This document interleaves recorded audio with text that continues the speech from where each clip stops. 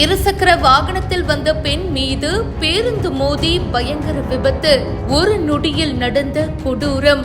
CCTV காட்சிகள் வெளியாகி பரபரப்பை ஏற்படுத்தி இருக்கு.